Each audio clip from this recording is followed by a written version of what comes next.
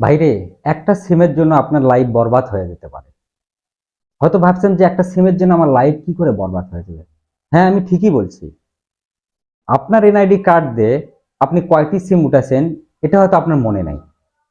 কিন্তু এমনটাও তো হতে পারে যে আপনার আইডি কার্ড দিয়ে অন্য কেউ সিম উঠে সেটি ব্যবহার করতেছে আর সেই সিম দিয়েই কোনো না কোনো ক্রাইম করতেছে। তখন ওই ওই ফোন বা ওই সিমটি যখন প্রশাসনের লোক পাবে তখন সে সার্চ করে যদি দেখে, দেখবে যে আপনার এনআইডি কার্ড দিয়ে সেই সিমটি উঠানো। তখন কি হবে? অবশ্যই প্রশাসনের লোক আপনাকে ধরবে। তাহলে কি করা দরকার? আপনার অবশ্যই জানা দরকার যে আপনার এনআইডি কার্ড দিয়ে কোন কোন সিম উঠানো হয়েছে আর সেগুলি একমাত্র আপনিই ব্যবহার করেন কিনা। কিভাবে দেখবেন? চলুন, তাহলে খুব সহজে আমি সেটি আপনাদেরকে দেখিয়ে দেব। মনোযোগ সহকারে দেখবেন। আমাদের এই ছোট্ট কাজের জন্য আপনি ডায়াল প্যাডে যাবেন, যা একটা মেসেজ পাঠাতে হবে আপনার ওই সিমের মাধ্যমে। *16001 হ্যাশ দিয়ে আপনি যে সিম মানে আপনার যে সিমটি রয়েছে সেই সিমে আপনি ডায়াল করবেন। ডায়াল করার পরে এখানে আপনার এনআইডি কার্ডের লাস্ট যে 4টি ডিজিট নাম্বার রয়েছে সেই 4টি আপনাকে দিতে হবে।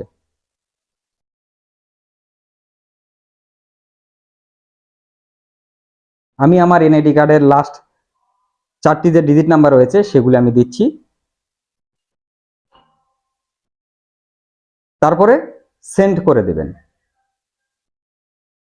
সেন্ড করে দেওয়ার পরে একটি রিটার্ন মেসেজ আসবে, সেই মেসেজেই দেখাবে আপনার এনআইডি কার্ড দিয়ে কয়টি সিম রেজিস্টার করা হয়েছে। একটু ওয়েট করব। হ্যাঁ, চলে এসেছে।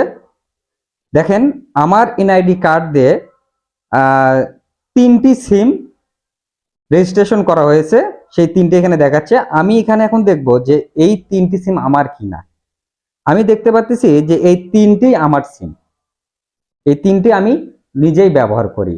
যদি এখানে আপনি দেখেন যে কোনো একটি নাম্বার আপনি চেনেন না বা আপনার অপরিচিত, তখন আপনি ভেবে নেবেন যে আপনার ওই এনআইডি কার্ড দিয়ে অন্য কেউ একটি সিম উঠে সেটা সে নিজের করে ব্যবহার করতেছে। তখন আপনাকে করতে হবে কি, আপনি আপনার কাস্টমার কেয়ারে যাবেন, আপনার এনআইডি কার্ডটি দেখাবেন, দেখে এই নাম্বারটি আপনি বন্ধ করে দিবেন।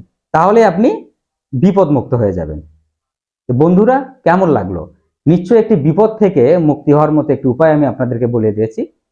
যদি আমি আপনাদের এইটুকু উপকার করে থাকি তাহলে আমার চ্যানেলকে সাবস্ক্রাইব করে একটি লাইক দিয়ে দেবেন আর আমার পেজে অবশ্যই একটি ফলো দিয়ে দিবেন। আজ এই পর্যন্তই। আগামীতে আবার নতুন কোনো আলোচনা নিয়ে আপনাদের সামনে হাজির হব। ততদিন ভালো থাকবেন, সুস্থ থাকবেন। আল্লাহ হাফেজ।